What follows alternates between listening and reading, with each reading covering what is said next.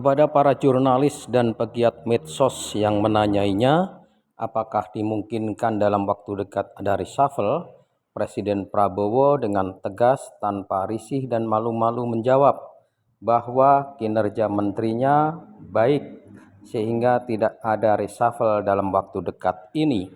Cukup mengherankan memang jawaban Presiden Prabowo yang dengan lugas mengatakan kinerja menterinya baik. Sebut saja nama Mendagri Tito Karnavian.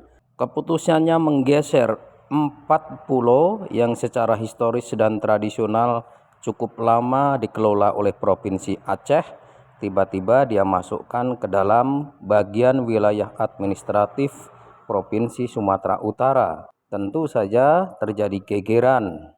Hubungan antara kedua provinsi sempat memanas, bahkan memancing polarisasi sosial dan disintegrasi bangsa. Ada suara-suara GAM bergerak, kemudian Aceh ingin merdeka. Namun polemik ini selesai dengan turun tangannya Presiden Prabowo Subianto. Prabowo Subianto akhirnya menganulir keputusan Mendagri, kemudian mengembalikannya kepada Aceh. Dengan demikian bisa dikatakan kinerja Mendagri Tito Karnavian tidak bisa dibilang baik dong. Nama kedua yang sudah lama diincar oleh publik Indonesia tentu saja adalah Bahlil Lahadalia. Terakhir dia bikin gegeran di Raja Ampat. Publik Indonesia menilai bahwa Bahlil gagal mengkondisikan perusahaan tambang untuk tidak merusak lingkungan. Protes diajukan dengan sangat keras oleh masyarakat Papua dan LSM. Bahkan gaungnya sampai didengar oleh masyarakat internasional. Itulah prestasi Bahlil di Raja Ampat yang sebelumnya sudah coreng-moreng gara-gara ketidaksuksesannya mengendalikan tata niaga gas. Pejabat berikutnya tentu saja adalah Jenderal Polisi Listio Sigit Prabowo. Ini adalah Jenderal Polisi paling lama menjabat sebagai Kapolri.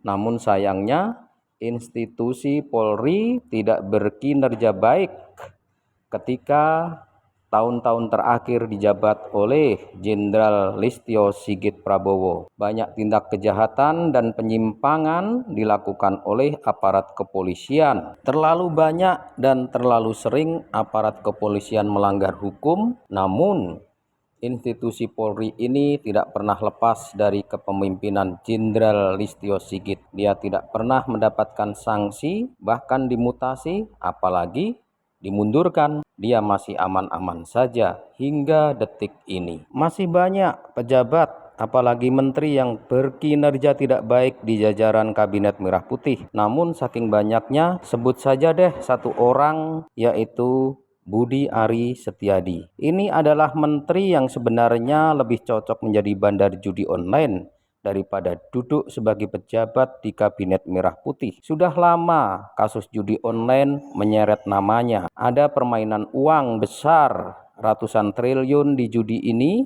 dan menyeret nama Budi Ari Setiadi. Namun hari ini pun dia masih menduduki kursi menteri, tidak pernah dipinalti, ditegur, apalagi dimundurkan. Itulah guys tampang dan kinerja dari beberapa menteri Kabinet Merah Putih yang dinilai oleh Presiden Prabowo masih berkinerja baik. Yang benar aja Pak Presiden.